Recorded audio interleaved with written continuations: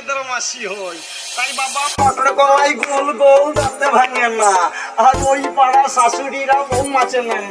তাই হাটে গেলাম বাজারে গেলাম কিনে আইলাম পাতা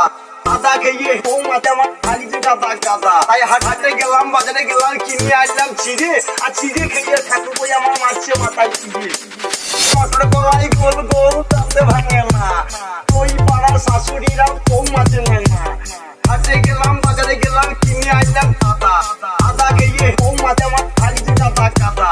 হাটে গেলাম বাজারে গেলাম কিনে আইলাম চিড়ে চিড়ে খেয়ে ঠাকুর বই আমার মারছে মাথায় চিড়ে তাই এক কেজি পার 80 দাম তাই কিনে খাবো বাবার বন্ধু কয়টি পেতাও কলকাতায় যাব